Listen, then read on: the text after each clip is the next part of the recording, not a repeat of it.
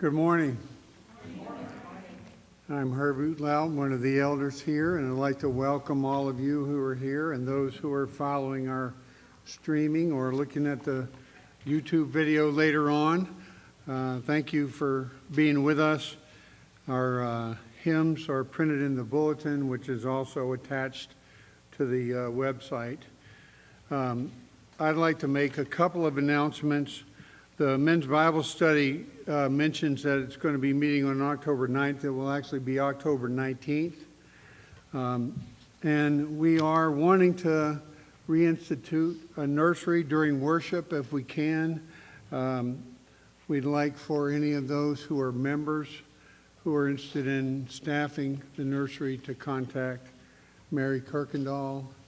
And if you have any questions about that, feel free to ask me or one of the pastor or the pastor. We welcome the Mitchells back from your vacation. It's nice to have you back. Hopefully you're feeling refreshed this morning. And if you would take a couple of minutes to prepare your hearts for worship.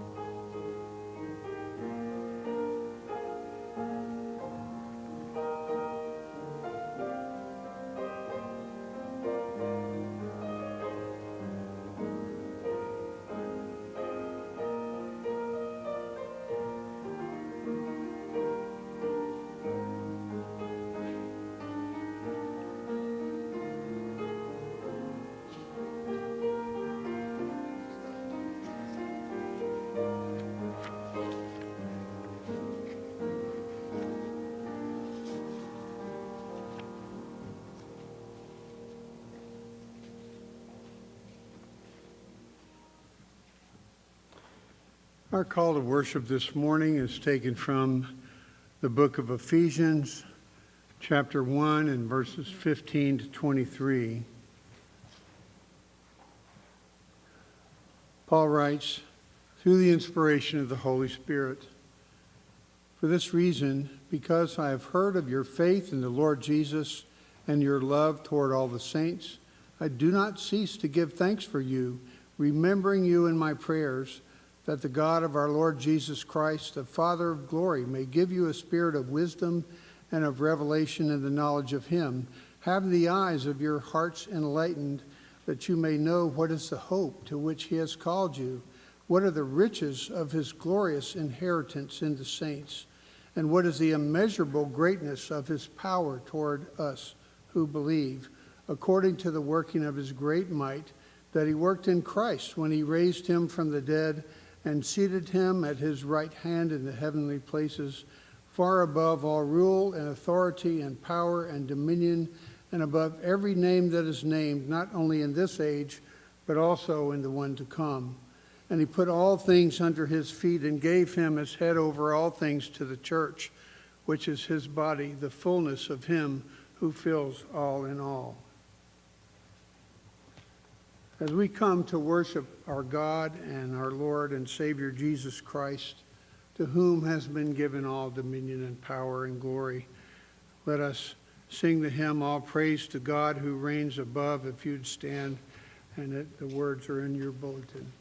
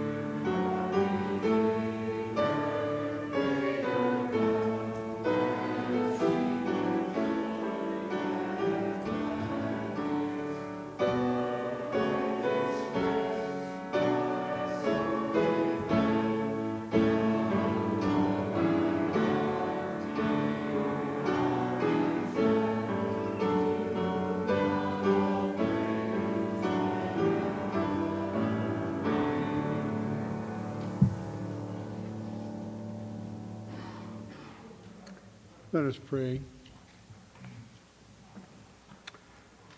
O Heavenly Father, God over all, we praise you and we praise the Lord Jesus Christ, our righteous King who reigns with all dominion and power. For us, Lord Jesus, you gave your life and shed your blood that our sins might be remitted. Holy Spirit, we pray that you would be with us now as we worship our triune God. We pray that you would hear our prayers and that our praises would be rising to your throne to give you pleasure, not because of any righteousness in us, but only because of the righteousness of our Savior Jesus Christ. To God all praise and glory be. We pray in the name of our Lord Jesus Christ, who taught his disciples to pray, saying, Our Father, who art in heaven, hallowed be thy name. Thy kingdom come, thy will be done, on earth as it is in heaven. Give us this day our daily bread, and forgive us our debts, as we forgive our debtors. And lead us not into temptation, but deliver us from evil. For thine is the kingdom, and the power, and the glory forever. Amen. Our confession of faith this morning is taken from the Heidelberg Catechism, questions 108 and 109. And I'll read the question and we'll all read the answer in unison. What does the seventh commandment teach us? That all unchastity is cursed by God. We must therefore detest it from the heart and live chaste and disciplined lives, both within and outside of holy marriage.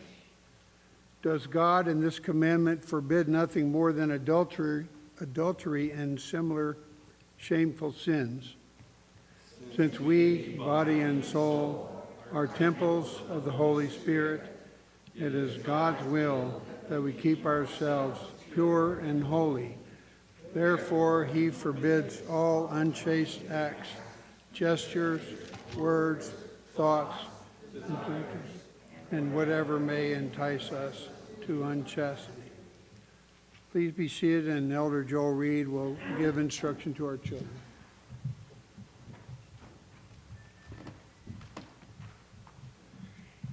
Good morning. I don't know about you, but when I was a kid, Mom would say, it's time to clean your room. And I would say, it's time to play. So you'd go and play and everything else, and then Mom came back and said, did you mess up your room already, or did you even clean it? And you sit there and it's like, no, I didn't clean it. Now, is that being obedient? Not at all, right? So what we're going to hear in the sermon and in some of the scripture readings is talking about how we need to follow what God tells us to do. It's sin when we disobey. It's sin when we do things that God says we're not supposed to do. So what I want you to remember when you're listening to the sermon is listen for those times where it says the youth walked close by the house. Oftentimes that means that you're tiptoeing up close to sin instead of running away from it. We should just, if Mom says clean your room, you go clean your room and then you worry about playing. That's what the Bible tells us to do. And that's what we should always do when it comes to things that are against God. Let's pray. Dear Heavenly Father, we thank you that you give us your word and you teach us through it. And we pray that you would remind us that our goal is not to come as close to sin as we can, but to stay as far away from it as possible, to keep ourselves as pure and holy as you would have us be. In Jesus' name we pray. Amen.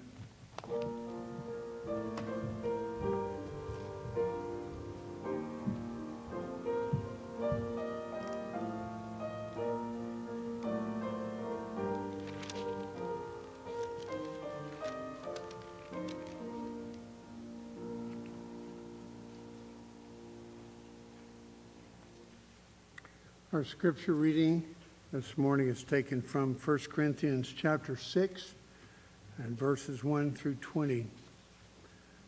If you would like to follow along in your copy of God's Word. 1 Corinthians 6, verses 1 through 20.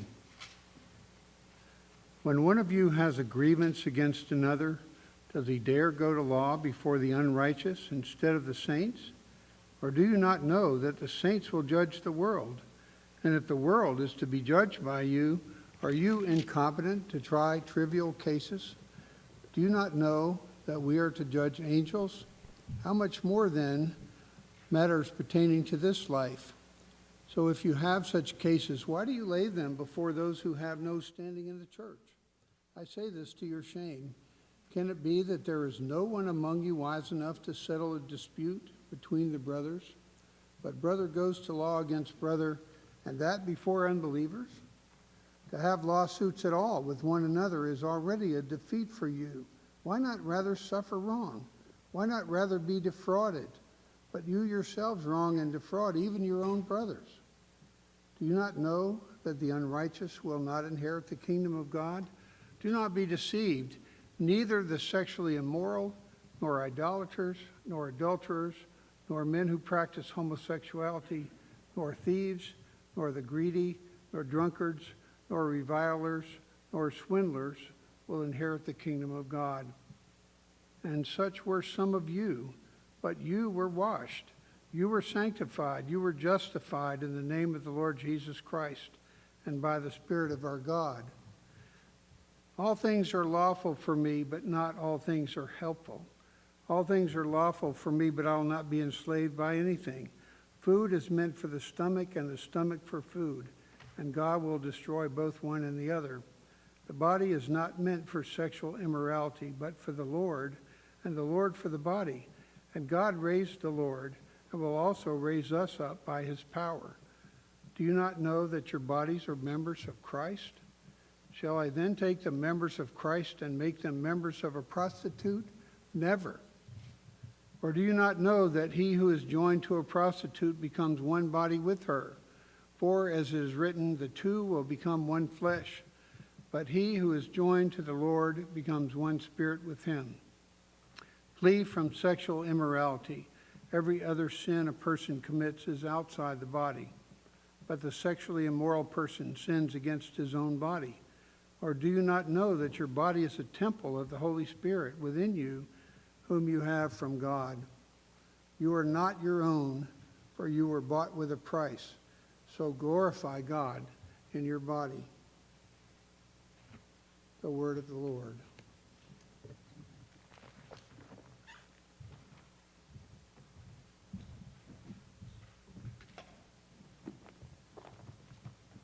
Let us pray together. Father, Son, and Holy Spirit, we come before you as our Maker, our Creator, the one who spoke this world into existence by the word of your power, and the one who has come in spite of our sin in Adam and the things that we have done that have broken your holy law in thought, word, and deed, and the good we have left undone as well, Lord, in loving you and loving our neighbor as ourself. Even in spite of the many ways which we have fallen short of your glory, you have sent the seed of the woman, Christ, the one true source of goodness and righteousness that is outside of us but apprehended by faith and made ours truly as you give us the righteousness that belongs to him, as you give to him the punishment of sin, the wrath which belong to us. Oh Lord, glory of glories, that this gospel should be ours, that you would open our hearts and lead us out of the dungeon of darkness into the light of your presence. Lead us out of sin, and by your Holy Spirit, conform us to be more and more like Christ. Sanctify us by the truth, we pray. For some trust in chariots and some trust in horses, but, O Lord, we trust in you. As we look to this world and all that is amiss, all that is affected and touched by sin, we pray, Father, that you would use us as those who proclaim your truth as appropriate in the public square. Lord, that you would cause the outcome of things like elections and the appointment of Supreme Court justices and everything else that involves the volition of man, that you would cause these things to fall out according to your will. For you set up kings and you bring them down. These things are subject to your sovereign hand, O King of kings and Lord of lords. So let us most of all put our trust in you and be content, be satisfied in what your will brings in our life, whether it has to do with our employment, those who rule over us, our family situation, our marriages, Lord, our children. In all of these things, give us contentment and satisfaction, joy and comfort, peace in knowing the Lord Jesus Christ, where nothing can separate us from his love, your word has told us. Nothing that man may do may ultimately harm us because of the security we have in him. We do pray for those who are suffering, Lord. We continue to lift up Larry Schaefer and ask that you would free his body from pneumonia, give him full healing and soon, and be with Gay as well.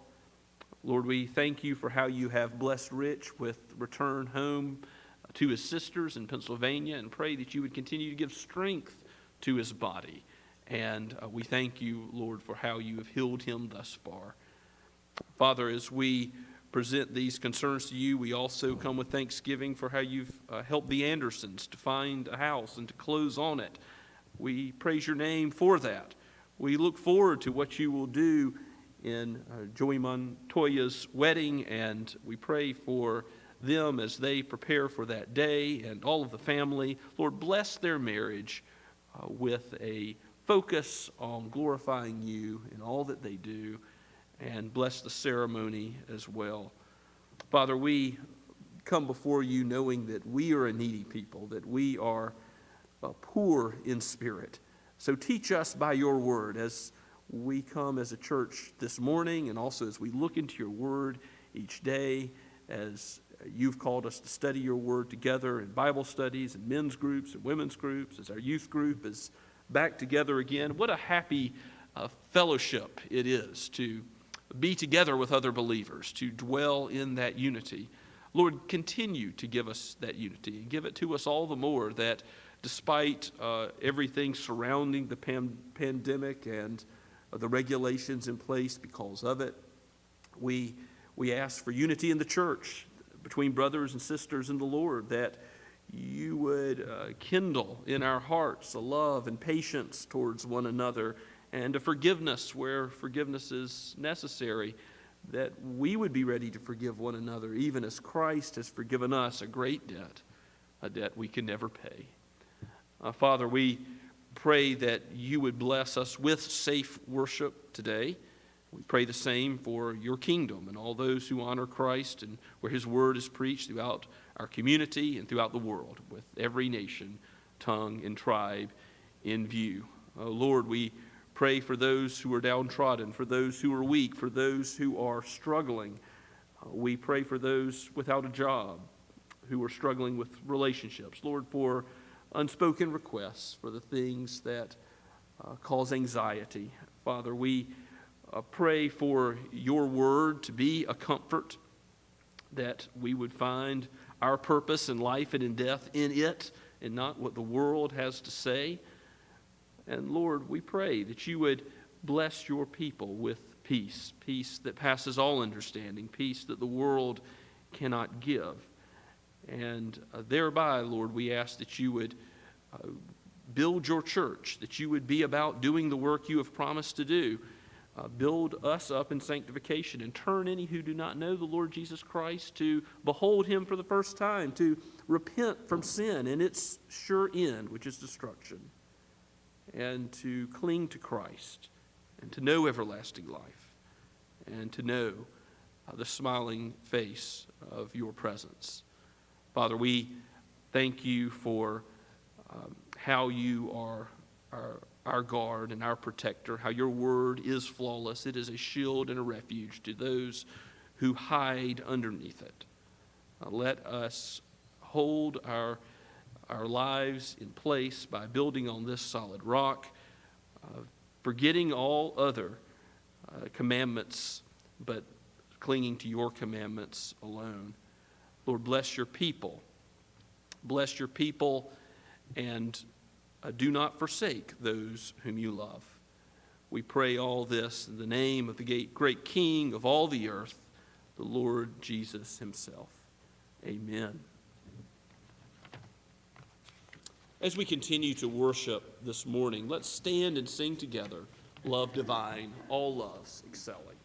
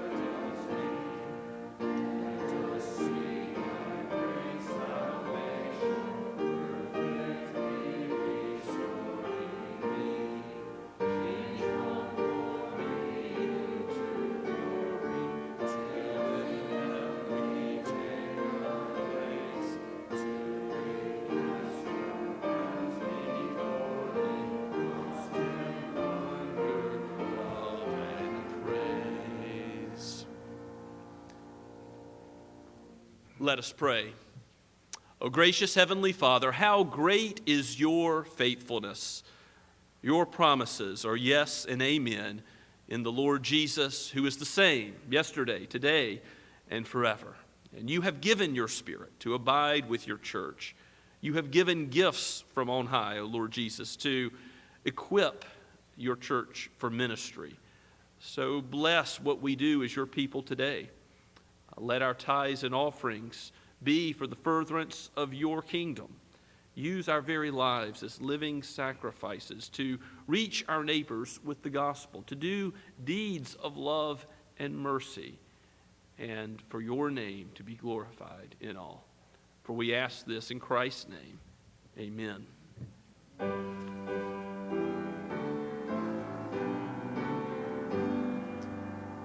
Praise God from whom all blessings flow. Praise Him, all creatures here below. Praise Him, all body and host. Praise Father, Son, and Holy Ghost.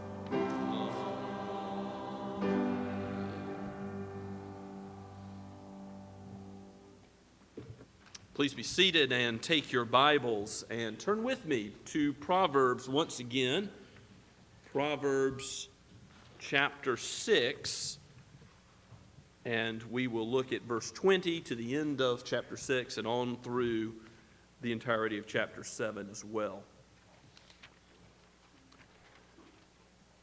This is the longest discourse in the entire Bible about sexual faithfulness in the covenant of marriage and the cost of spurning that seventh commandment of the Decalogue. You shall not commit adultery.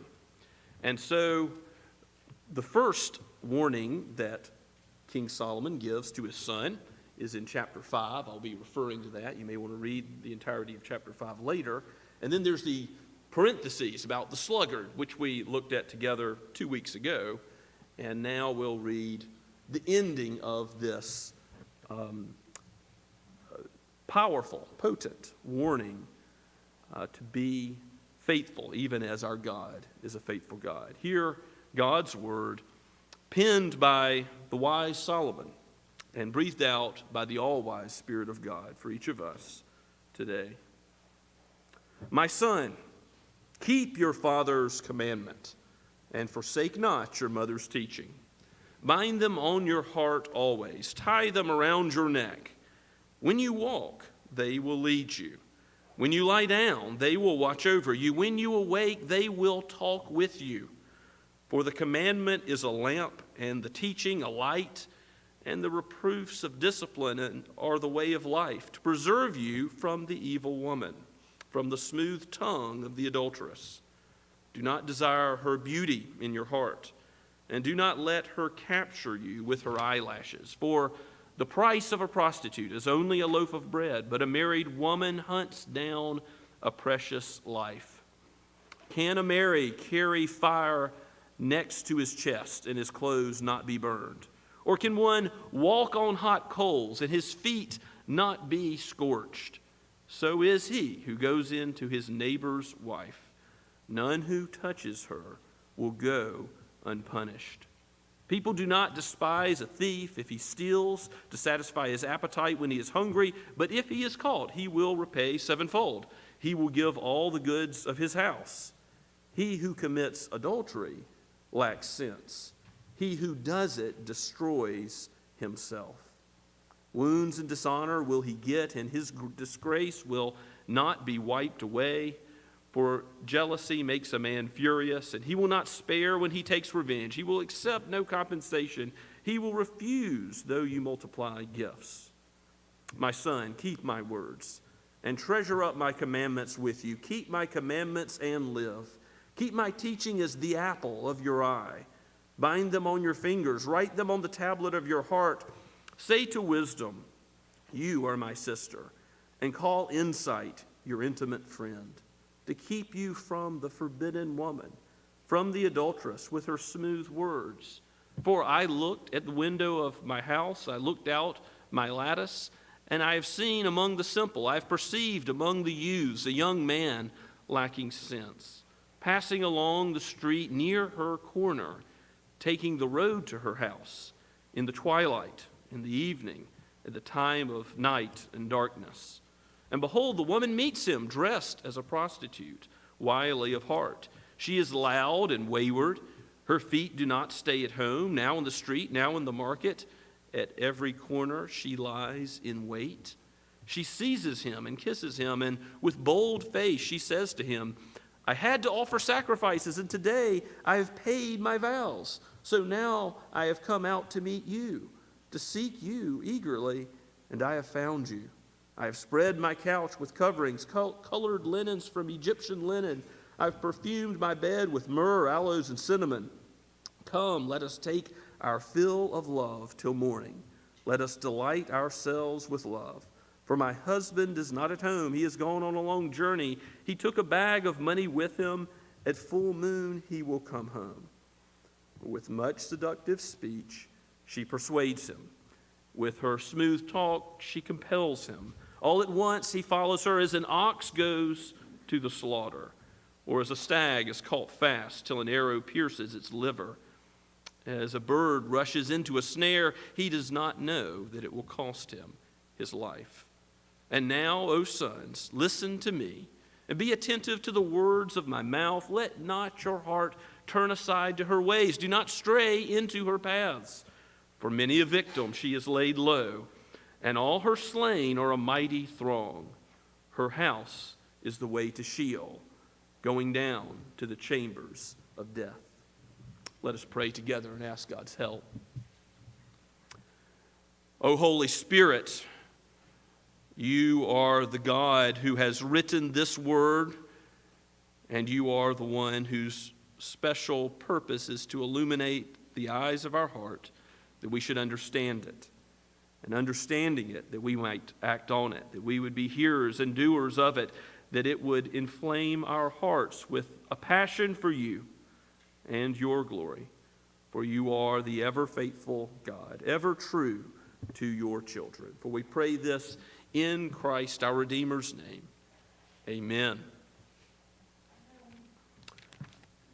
Well, if we don't teach in the church, in the home, about this subject, as difficult as it may be, then the world will, through Hollywood, through social media influencers, through the public school system, whatever the case, we have a responsibility, like Solomon, to teach the older to the younger, to the naive, to those who have not yet learned, and to each one of us to be reminded of the power of sin, to hold you fast by its cords and to cause you to pay a great cost if you are caught in it. So Solomon says to his son in verse 20, my son, keep your father's commandment. As before, he's begging him, listen to your mother's instruction, your mother's Torah. Bind them on your heart always. Tie them around your neck. When you walk, they will lead you. This wisdom will affect your life. When you lie down, they will watch over you. Do you want protection, particularly from adultery and its consequences? Well, wisdom is the answer. When you are awake, they will talk with you. Instead of hearing the voices of the world, you will hear God's wisdom. Now, what are some of the things that the world says? Perhaps you remember that website years ago that said, life is short, have an affair. There is a doctrine that says, follow your own heart. Do what pleases you. Do what makes you happy, regardless of what the consequences may be, with infidelity, with marriage, with divorce, with unfaithfulness before marriage. If you're to pursue your own pleasure and view love as something you fall into and fall out of, as the whims come and go with your feelings, instead of a commitment which means you choose to act in a certain way, whether your feelings are there or not.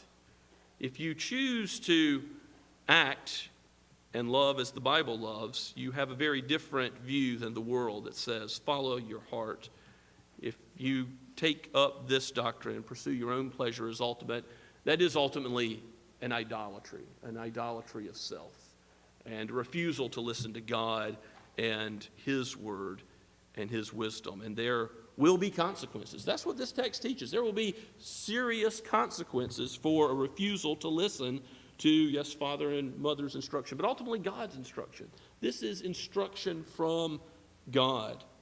What else does the world say? The world says that it's no big deal. Everyone's doing it. The world says that this will not harm you. This casual, illicit interaction will not be any trouble.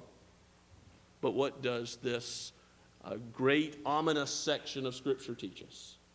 That the way of unfaithfulness leads to Sheol, down to the grave, to death. So, even if your spouse is somehow lacking, even if you are frustrated, do not throw in the towel. Do not give up. Do not say, I've had enough. I'm going to go the way of the adulterous woman. By her street corner, this strange woman will not help you.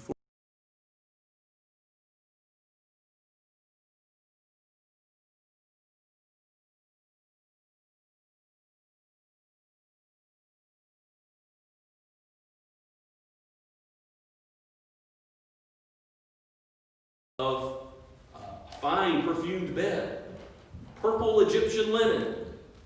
All of this looks so appealing.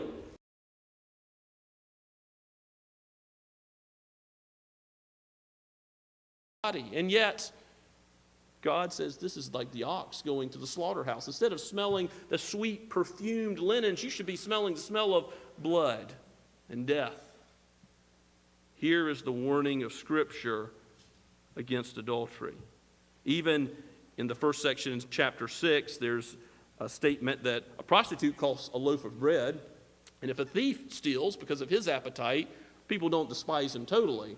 But a man who commits, a woman or a man who commits adultery will receive the penalty, which is much worse than both of these. Of course, it's not justifying either prostitution or theft, but it's saying it's worse. It's more serious to commit adultery because the one who commits adultery lacks sense. He destroys himself, verse 32. Wounds and dishonor will he get, verse 33. His disgrace will not be wiped away. It will cause shame, and there will be consequences for, if there's a jealous husband, in verse 34, jealousy makes a man furious, and he will not spare when he takes revenge. And so the lesson of chapter 6 and chapter 7 are essentially the same. In chapter 7, the appeal comes again. My son, treasure up my commandments with you. Keep my commandments and live. Keep my teaching as the apple of your eye. And that phrase, by the way, of course, that's English idiom for the pupil of your eye, the most important part of your body. To see anything in this world, you need the light of your eye. And it's a phrase that's elsewhere used in Scripture. And here is found to say, keep this commandment, prioritize it, keep it as central in your life, to hang on the Word of God and not go after your own heart, your own feelings. Say to wisdom, you are my sister, verse 4, and call insight your intimate friend. Well, in chapter 5, there is this presentation of the problem of the strange woman, and Solomon tells his son that part of the solution is find a godly wife. Find a woman in whose love you will delight. This is God's design, and it's not wrong to delight in this union and all the beauty of sexuality that God has designed for marriage. And it's very explicit in chapter 5, verses 15 through 19, that is part of God's design and solution for fleeing lust. But at the same time, here in chapter 7, it says, call wisdom your sister, insight your intimate friend. In other words, who's going to be your closest companion that's going to give you the solution? I mean, say you're single. The Apostle Paul says in 1 Corinthians 7 that singleness is a gift for some. Marriage is the normal way of mankind, but some have the gift of singleness. But whether you're single or married, you're to call wisdom your most intimate friend, because even if you are married, it's no guarantee that you're wise. You may be married and yet be a fool. You may be married and yet be naive and unprepared to deal with the temptation of the strange woman when she comes. Here, calling intimate wisdom your most intimate friend is saying, here's the most important thing that you are guided by God's wisdom. And this goes for people of all ages. You might say, well, I am old. King David fell later in life. You might say, I am young. I'm not yet married. But what do you need before marriage? To be faithful to your spouse before you ever even meet them. You need God's wisdom to guide you. Don't listen to the world and the lies that come from the strange woman. No, make wisdom your closest friend. And again, verse 5 of chapter 7, she will keep you from the forbidden woman. There will be protection, and from the adulteress with her smooth words. And then you see the scene of what happens in verse 6 and following. The young man is seen walking down the road. He's lacking sense. He's naive, it says in verse 7. This is just the sort of person that Proverbs is written to. Yes, it's written to correct one who's a fool, to make the wise wiser still. But it's written to the naive, the one who yet doesn't know enough.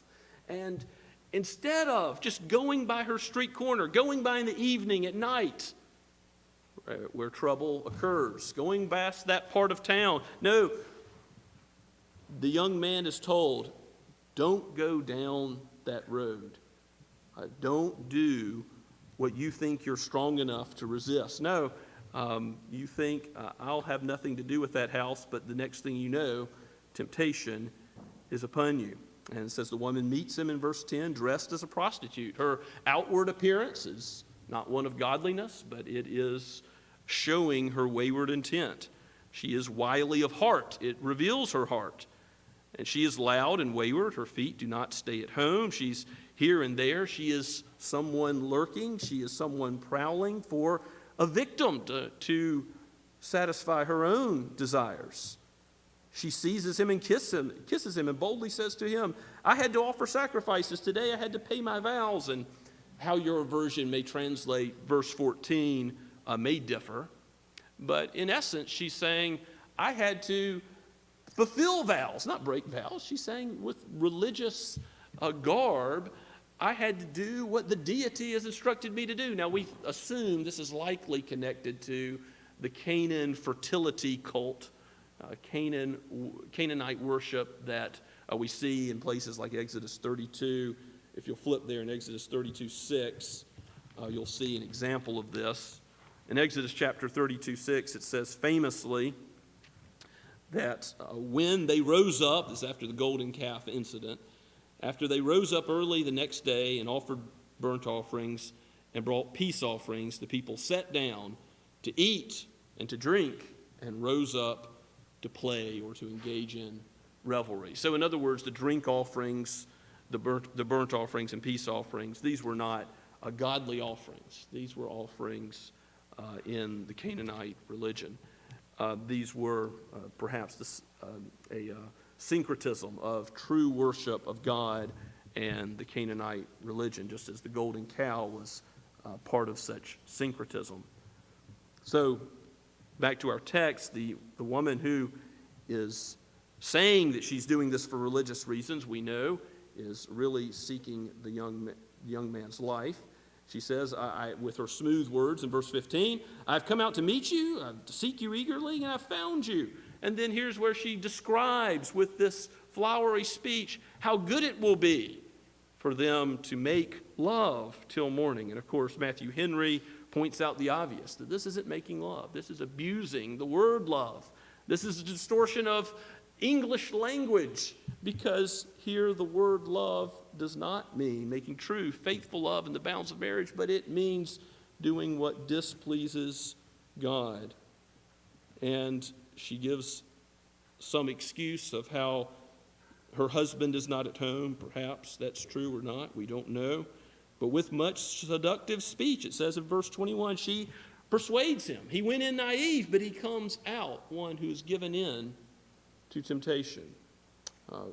In verse 21, with her seductive speech. So it wasn't just her outward appearance. It wasn't just how she came onto the scene, but with her words, with flattering words, telling him he's wonderful, telling him what he wants to hear. With seductive speech, she persuades him. With her smooth talk, she compels him. All at once, he follows her as an ox to the slaughter, and as a stag is caught fast till an arrow pierces its liver. This is not an arrow of Cupid. This is not an arrow of love. This is an arrow of death. And a bird also rushes into a snare. You get 3 examples of death, entrapment, and this young man doesn't know that this is going to cost him his life, that he's headed down not to something heavenly, but to have a foretaste of hell. And now, O sons, listen to me. Be attentive to the word of my mouth. Let not your heart turn aside to her ways. Do not stray into her path. For many a victim she has laid low, and her slain are a mighty throng. Old and young, poor and rich, those with no reputation and those with a great family name. Her house is the way to Sheol. Now, a few applications from this text. A teaching that we have before us is not only to avoid adultery, but also to avoid the circumstances that lead to adultery. Don't go by the strange woman's street corner, wherever she's traveling to and from. So Jesus says that we need to take care. If our right eye causes us to sin, what are you to do? Rip it out. If your hand causes you to sin, cut it off. And that's hyperbole. That's language that's over the top on purpose, but it's meant to say avoid with serious measures every circumstance of sin, whether you're alone, whether you're going to that part of town, whether it's how you use your computer.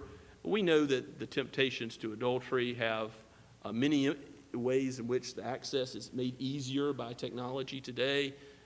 Certainly, you need to be aware that God looks on all of our lives. He's always present when these temptations come up. We live before His face. And to be reminded that of what Psalm 101 says, that we're not to look upon any wicked thing. We're not to gaze upon anything that's evil. Be like Job in Job 31:1. Make a covenant with your eyes not to look at a woman lustfully, or if you're a woman, to look at a man with lust in your heart. Jesus says that not only physical adultery in the flesh is breaking this commandment, but also one who lusts, one who has intent in the heart. And so we confessed earlier from the Heidelberg Catechism that these things are all connected to the 7th commandment, that our thoughts, words, and deeds are all a part of it. And certainly how we dress, our appearance is part of that as well. We are called, I think, to, at some point, we can't follow every fashion of the world, because we are called to modest dress. And whatever that does mean, it certainly means that God wants us to appear not as this woman appeared, not highlighting herself and her body. We look to the eyes, the appearance, and to the thought life beyond the actual sin of adultery. But we know that the actual cost of adultery can be very great, that it will cause trouble, it will cause loss of reputation, it can cause financial hardship, it can cause shame, it can cause lack of reputation, and ultimately it causes death. If you go back to chapter 5, look at verse 22. In chapter 5, verses 22 and 23, it says, "The iniquities of the wicked ensnare him, and he is held fast in the cords of his sin. He dies for lack of discipline, and because of his great folly, he is led astray." So, what if you have been caught by this sin? First of all, you need to know there is hope for those who are weary and heavy laden. Take the yoke of Christ. His burden is light. And whether you have committed adultery in the flesh, or if it has been something that has captivated you in your heart, or in your dress, in your speech, in your words, know that there is forgiveness. Even as all sin ultimately breaks the 7th commandment, because breaking the law at any point breaks the whole of it, James says. And ultimately, the faithfulness of God to love us is reflected in marriage. And that's why when Hosea The prophet marries Gomer, and again, God tells him to go back to her even when she's unfaithful. That's a picture of God's covenant love that Hosea had to act out by God's command. That every time we sin, we are being spiritual whores before Almighty God. It is a great evil, and it is a violation of the seventh commandment every time we sin in any way whatsoever. And so there is good news of great joy. That is to all people, that Jesus Christ came to forgive sinners. That if you confess your sin, He is faithful and just to forgive your sin. Two of the greatest psalms of a contrite heart and repentance are from King David after he committed the sin of adultery, Psalm 32 and Psalm 51. Jesus tells the woman caught in adultery, she had many husbands that she wasn't revealing. You read about this in John chapter 8. But Jesus tells her, go and sin no more. In other words, there's forgiveness, but also flee sexual immorality. Live in a way that becomes the disciple of Christ. And just as we heard read earlier in 1 Corinthians chapter 6, fleeing sexual immorality is not optional for the Christian. For the Christian, we are commanded. Every true believer will, as a pattern of life, be fighting lust, be fighting the temptation of adultery. And it's much more than a private matter. It leaves a trail of destruction. It will affect you if you don't do battle in the sin. The sin will take you farther than you want to go. It will cost you more than you want to pay. The cost of adultery is great. That's the lesson of our text today. And yet, this cost is a great debt that was paid by Christ. He paid the debt that we could never pay. We were in a hole that is infinitely deep. And Christ on the cross bore our sins. By His stripes we are healed. He was wounded for our transgressions. The prophet Isaiah says in Isaiah 53, these things were done for our deliverance, and He was righteous. He faced the temptation of lust, and He battled it to the end. He knew the full strength of that temptation, as in every permutation, in every way, He battled it, and He was successful. He is our warrior captain. He is the one in whose righteousness we stand, and who tells us it is possible when we face temptation to have a way out, by the Spirit's help, to resist. By the Spirit's help, not to give in to sin. And because that's true, because we have the Spirit as Christians, and we know what Christ forgave us, we can forgive one another. There's been a struggle in your marriage with pornography, with unfaithfulness, if there's been adultery in the flesh. I've seen it happen where marriages are torn apart. A great injury is caused. And yet, God, by His grace, is able to accomplish forgiveness. Yes, it takes time, it takes work. But God is able to restore and build up and even make a marriage stronger than before, as debt of Christ forgiving us is applied in our relationships. And this goes for any kind of sin, any kind of person who has sinned against you. Forgiveness is not holding that sin against them, not holding it before others or even to yourself, presenting it to your own mind, not forgetting it. If you're injured by adultery, you never get forget. But by forgetting it in the sense that God forgets our sins being held against us. He casts them as far as the east is from the west. He remembers them against us no more. He doesn't bring them up to shame us any longer, but we are His. And in the righteousness of Christ, we stand. Let's pray together. Father, we thank You for this potent text, this word which is from You, and is counter to our culture as it is. Lord, help us to live as becomes the disciples of Christ. He who is pure, He who has a pure heart, and has called us to purity and faithfulness as well, even as You are the faithful God. Oh, strengthen us, Your people, as You forgive. Give us the heart of Christ to proclaim to a world forgiveness, and also to walk in the deeds that flow from a heart which is transformed. For we pray this in Jesus' name. Amen.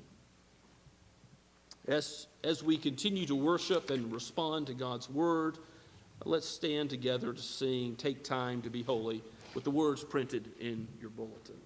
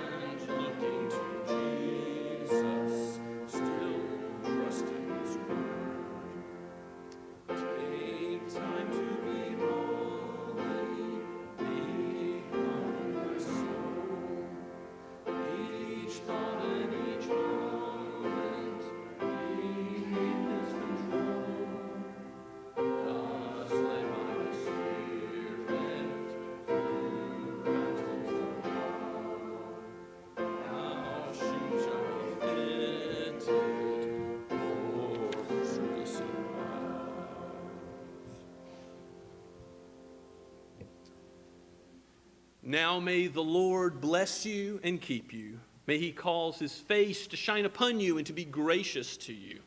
May he lift up his countenance upon you and give you his peace, now and forever.